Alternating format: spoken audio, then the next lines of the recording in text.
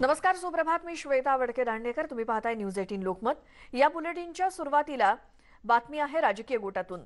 ती म्हणजे मनसुख हिरेन मृत्यू प्रकरणात नवीन धागेदोरे समोर येत असतानाच या प्रकरणामध्ये आरोप करण्यात आलेल्या सचिन वाझेंची बदली करण्यात आली. मात्र सचिन वाझेंची केवळ बदली करून मलमपट्टी करू नका, जोपर्यंत वाझेंचं निलंबन करून अटक होत नाही तोपर्यंत आम्ही गप्प बसणार नाही, असं विरोधकांचं म्हणणं आहे. आणि तशी मागणीही त्यांनी केली आणि त्यावरून आता राजकारण चांगलंच तापू लागलंय. सचिन वाझे हे काय लादेन आहेत का, असा सवाल मुख्यमंत्री उद्धव ठाकरेंनी विरोधकांना केला.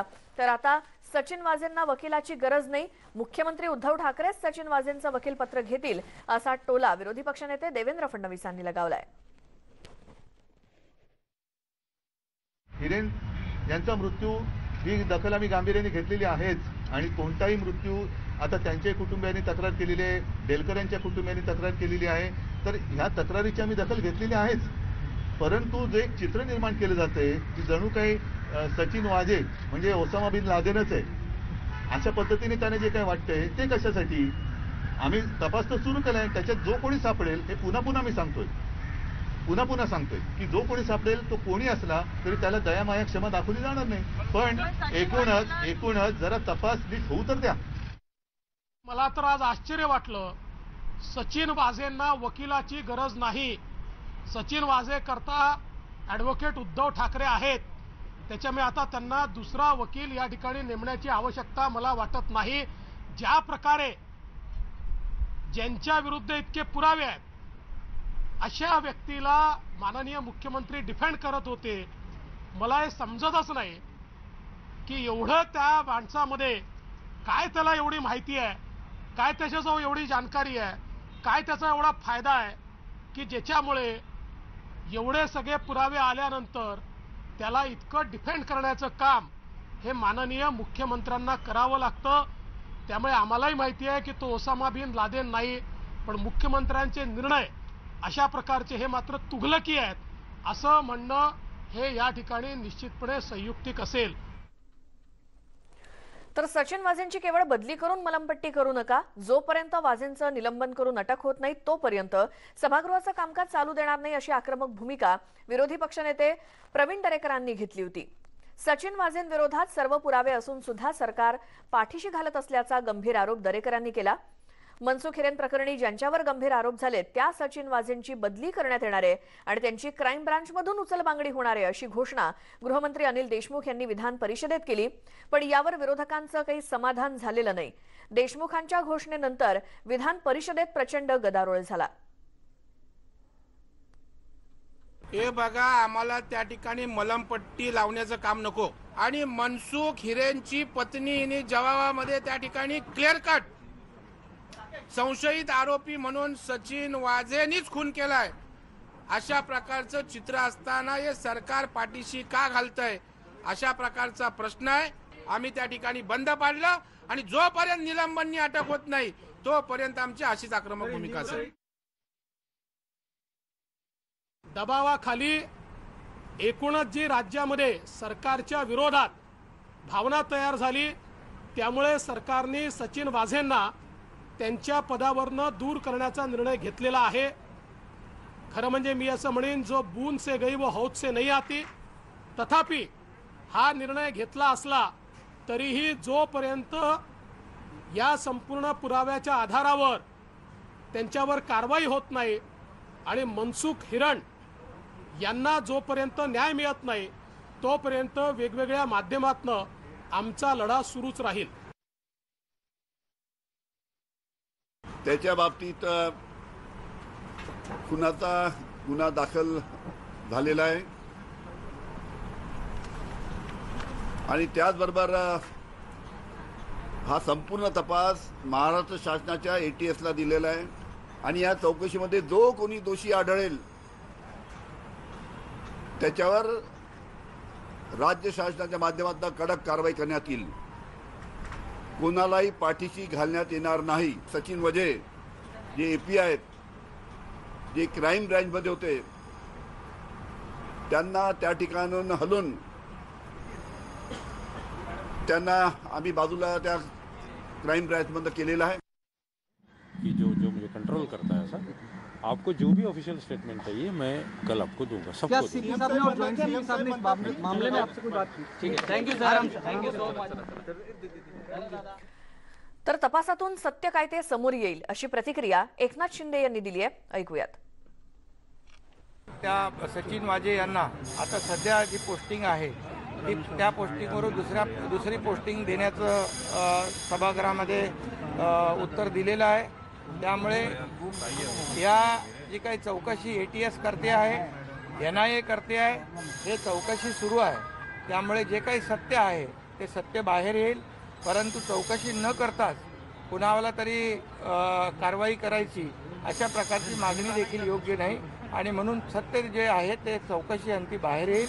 सरकार कुणालाही पाठीशी घालणार नाही, घालण्याचा काही प्रश्न उद्भवत नाही. पुढची बातमी. नाणारच्या मुद्द्यावरून सुद्धा सरकार आणि विरोधक आमने सामने आले. स्थानिकांच्या विरोधामुळे नाणार प्रकल्प होणार नाही असं मुख्यमंत्री उद्धव ठाकरेंनी स्पष्ट केलं. तर स्थानिकांचा विरोध नसून केवळ विरोधाला विरोध म्हणून नाणार प्रकल्प होत नसल्याचा आरोप देवेंद्र फडणवीसांनी केला. आम्ही मतं बदलत नसतो, कारण मी स्पष्टपणे सांगितलेलं आहे की एखाद्या उद्योगाला किंवा रिफायनरीला हा आम्हाला वाटतं म्हणून आम्ही विरोध किंवा पाठिंबा देत नसतो. राज्याच्या हिताचा तो जरूर आहे, परंतु जिथे तो होणार होता तिथल्या स्थानिक जनतेचा त्याला विरोध असल्यामुळे, कारण तिथल्या स्थानिक लोकांच्या इथे सुद्धा आमच्याकडे सुद्धा काही लोक आली होती ज्यांनी जमिनी खरेदी केल्या. त्यांचे थोडेसे मी तो उगाच शब्द वापरत नाही की आमचं काय पाप आहे, आम्ही जमीन खरेदी केली. म्हटलं तुमच्यासाठी आम्ही काही निर्णय बदलणार नाही, आम्ही बांधील आमच्या जनतेला आहोत. त्याच्यामुळे त्या जनतेचा तिथल्या विरोध आहे, परंतु जेव्हा आम्ही विरोध करत होतो तिथल्या जनतेच्या मताशी सहमत होऊन तेव्हाच आम्ही जाहीर केलेली आहे भूमिका की जर कोणाला त्याचं स्वागत करायचं असेल तर ते स्वागत करू शकतात. आज सुद्धा नाणार व्यतिरिक्त जी जागा आपण ठरवू त्या ठरवलेल्या जागेला स्थानिक लोक जर का स्वागत करत असतील तर आमचा त्याला काही विरोध नाहीये. पण ही रिफायनरी नाणारला होणार नाही हा निर्णय झालेला आहे. नाणारमध्ये आता गेल्यानंतर तुमच्याही हे लक्षात येईल की तिथल्या स्थानिकांचं देखील त्याला समर्थन आहे. तिथे लोक 10,000 एकर जमीन द्यायला तयार आहेत. ही कोस्टल रिफायनरी आहे, ही कोस्टवरच होऊ शकते.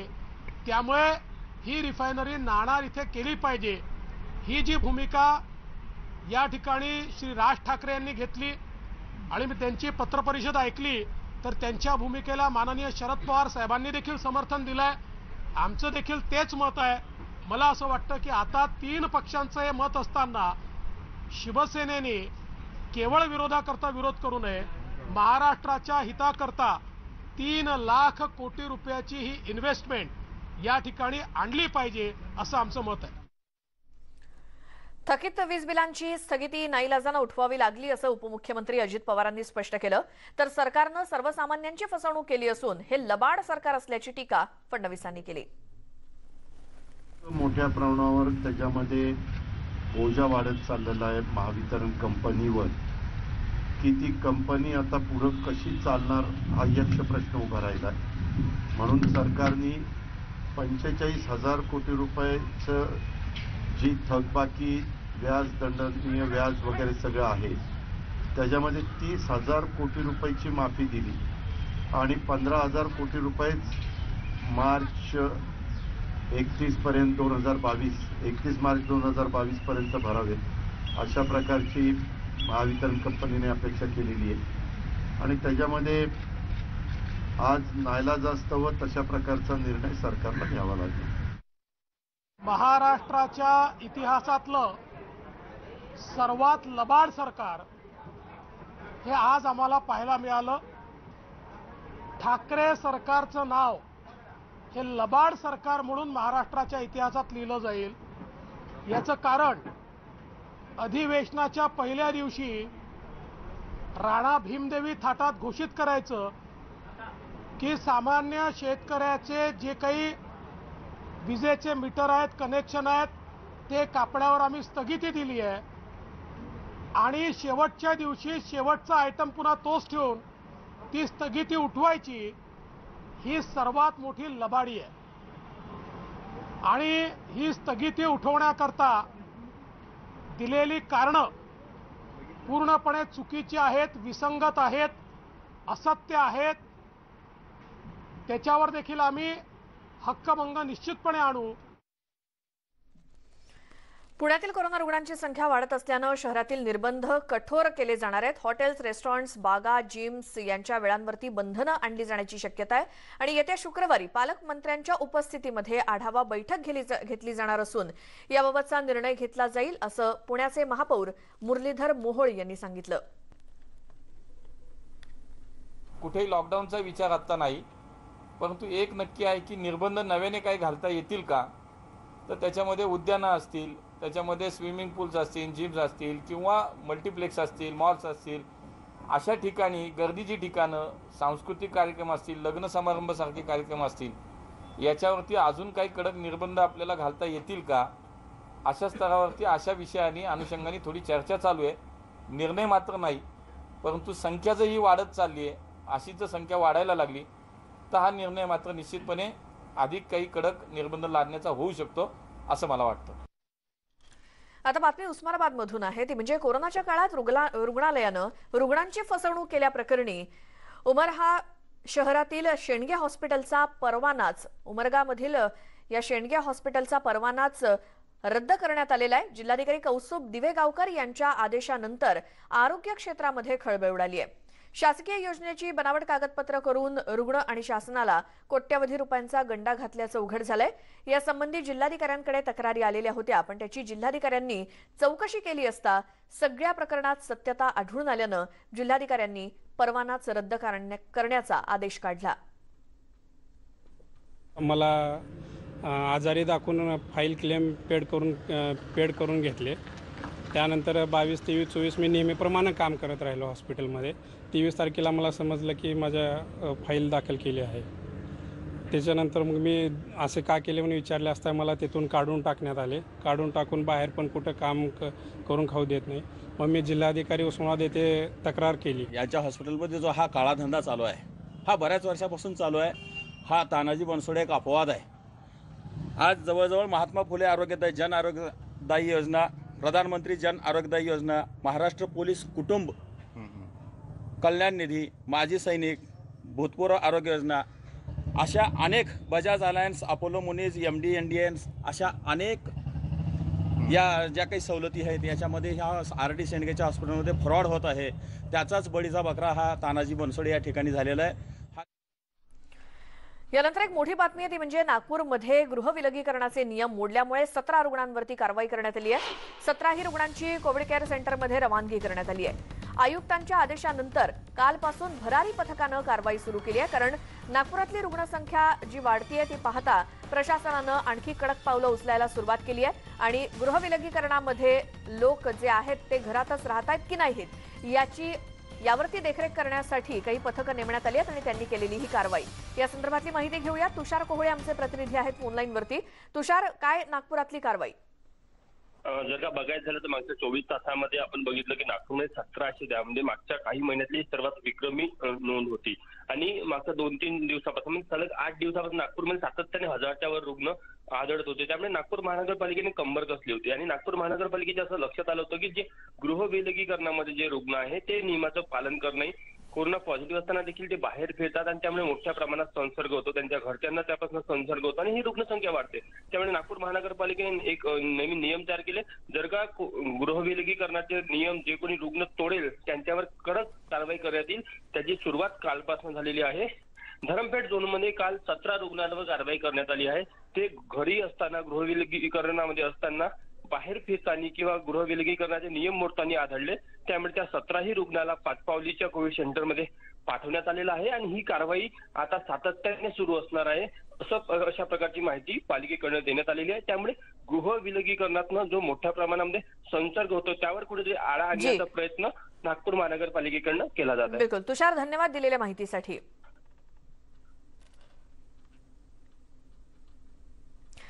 आज एक महत्त्वाचा दिवस, तो म्हणजे महाशिवरात्रीचा. आणि संपूर्ण राज्यभर, देशभर महाशिवरात्रीचा उत्साह नेमका कसा आहे तोही कोरोनाच्या पार्श्वभूमीवर याचा आढावा घेणार आहोत.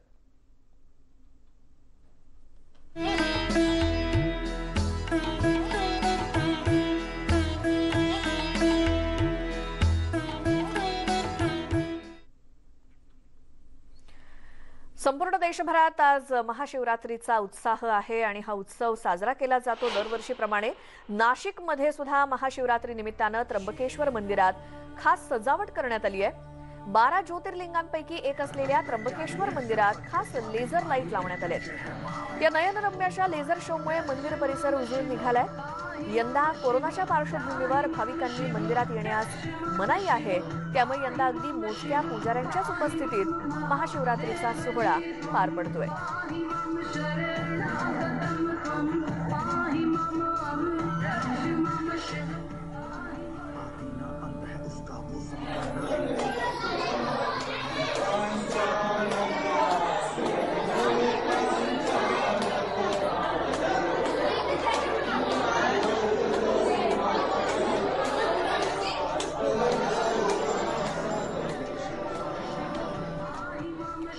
राज्यातल्या विविध ठिकाणी महाशिवरात्री कशी साजरी होते हे पाहणार आहोतच, मात्र वेळ झाली एका छोट्याशा ब्रेकची। पाहताना न्यूज 18 लोकमत।